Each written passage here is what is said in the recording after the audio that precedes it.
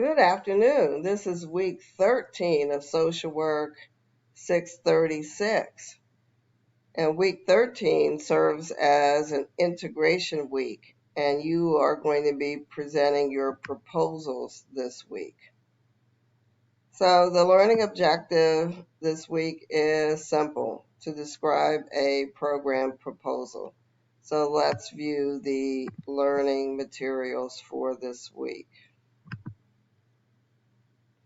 And they are as follows. The readings, there are 3 readings, one on the sanctuary model of trauma-informed organizational change, perceptions of workplace culture, and diversity, equity, and inclusion within health services and policy research. And then last, we are civil servants, the status of trauma-informed care in the community.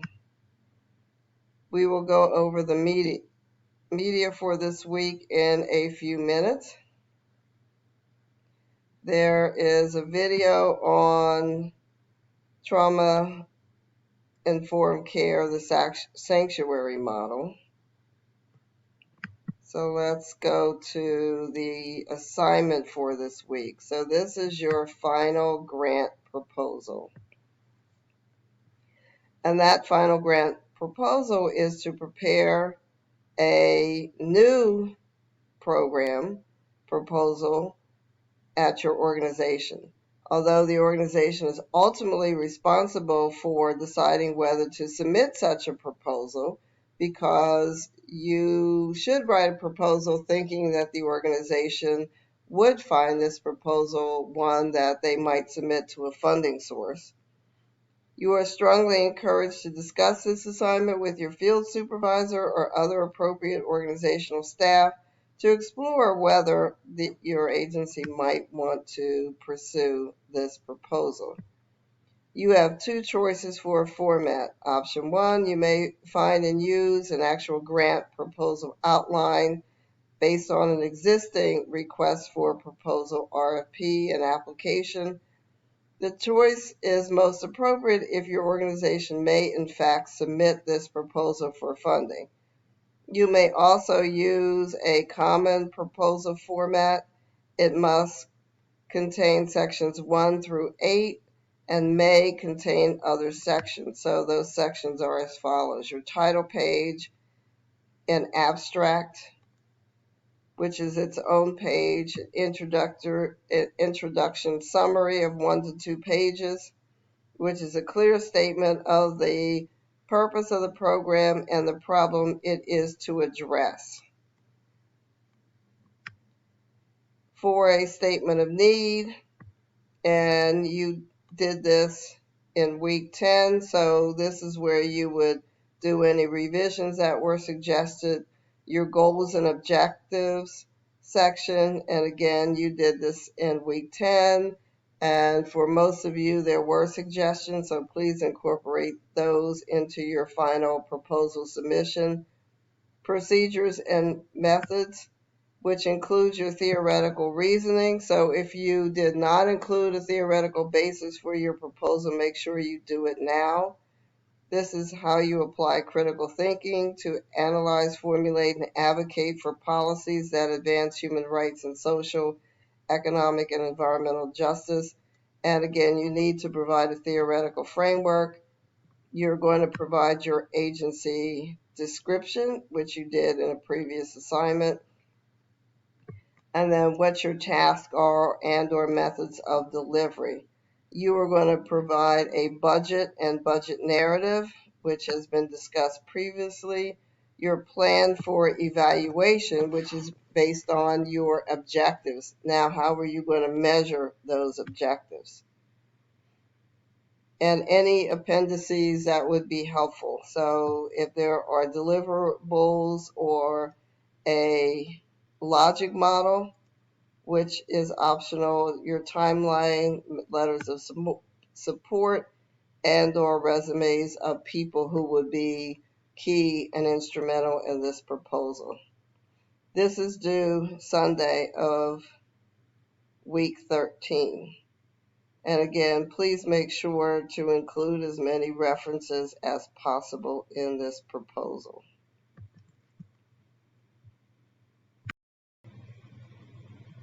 You are also going to be submitting a narrated slideshow based on your proposal. So you have a title slide with the name of the organization and project, a slide presenting a few bullet points about the problem to be addressed, a slide presenting your goals and objectives, and a slide presenting a few key numbers from the budget and the timeline. So your narration of this proposal is also due on Sunday. And please, on your title page, also list the presenters, the persons who are responsible for this presentation.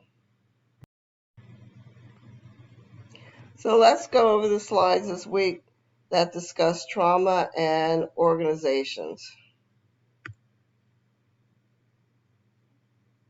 So we will discuss how to create and recreate organizations that are more sensitive to the needs of both employees and consumers.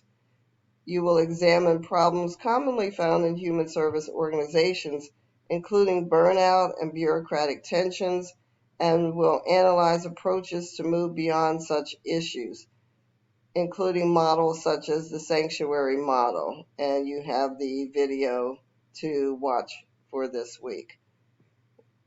Objectives are to describe the ways organizations may contribute to trauma among clients, to define trauma-informed organizations, and to describe model components of trauma-informed organizations, including the sanctuary model.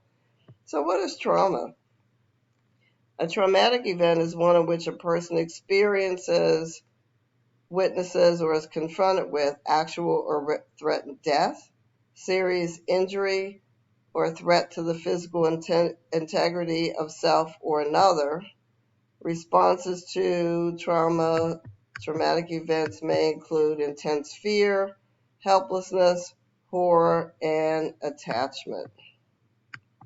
So why is an understanding of trauma so important? Prolonged exposure to repetitive or severe events such as child abuse is likely to cause the most severe and lasting results. Traumatization can also occur from neglect, which is the absence of essential physical, emotional care, soothing, and restorative experiences from significant others, especially children. Let's go back up.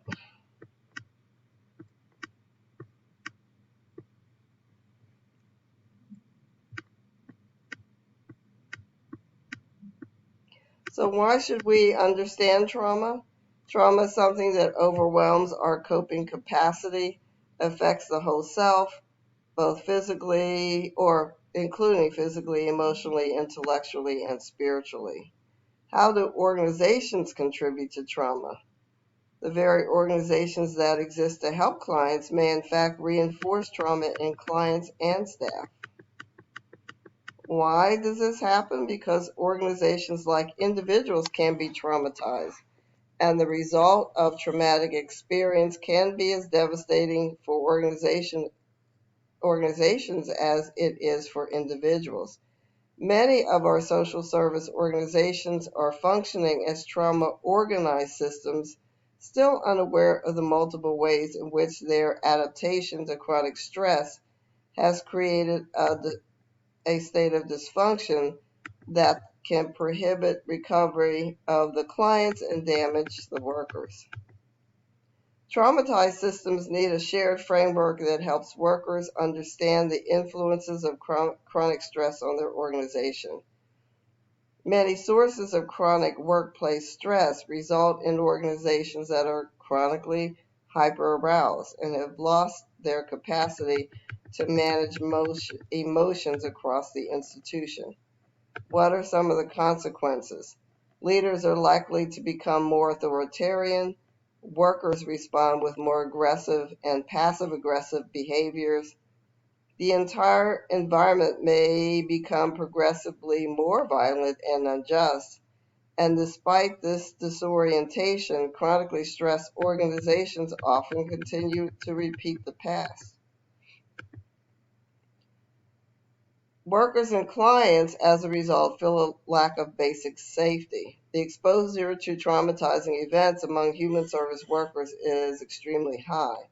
Lack of safety may present as a lack of physical safety, abusive behavior on the part of managers and or staff, and a pervasive mistrust of the organization.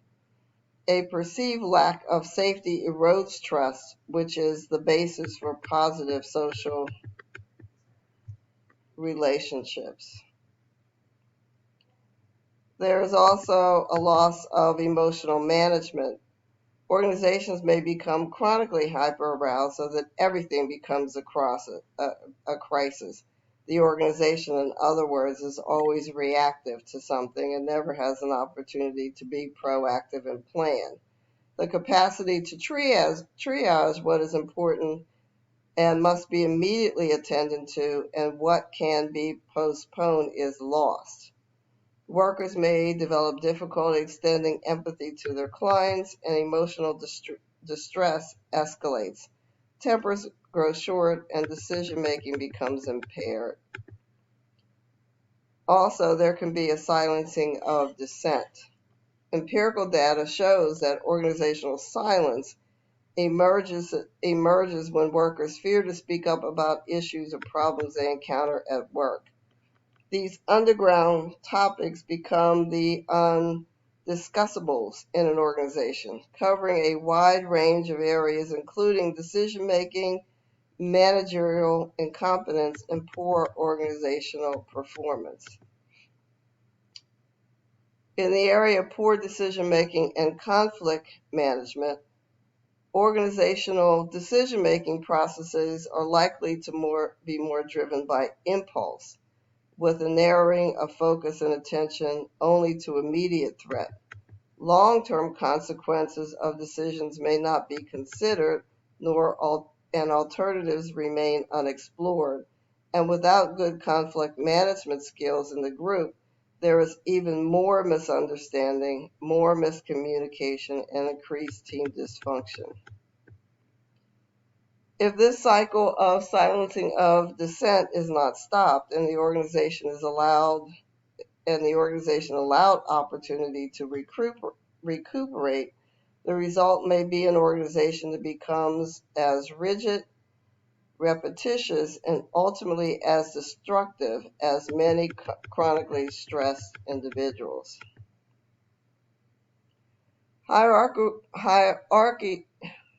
Hierarchical structures concentrate power, and in these circumstances, power can easily come to be used abusively. Transparency disappears and secrecy increases. Communication networks become compromised as those in power become more punishing, and the likelihood of error is increased as a result.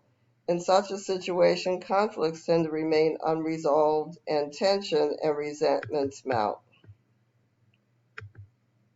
The sanctuary model of organizational change in particular. A sanctuary program should be a strong, resilient, tolerant, caring, knowledge-seeking, cohesive, and nonviolent community where staff are thriving, people trust each other to do the right thing, and clients are making progress in their own recovery. What can this model look like? In such a community, communication is open, direct, and honest, and people trust that they will find out information that they need to make good decisions.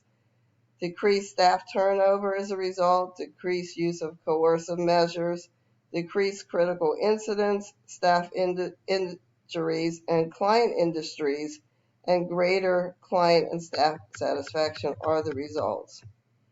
What should a certified sanctuary organization look like? Members of such a community are curious about human behavior and do not assume that everyone is motivated in the same way. If someone feels that their trust has been betrayed, they are willing to give the other person the benefit of the doubt and find out what happened. In such an organization, every effort is made to include anyone affected by a decision in the decision-making process, and as a result, people will feel free to dissent. Conflicts are seen as a resource and are generally well managed with emotional intelligence, emotional competence, and open communication.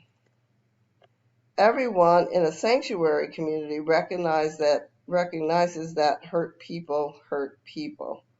A sanctuary community honors individuals and group losses while using a vision of the future to prevent stagnation and to promote continued development.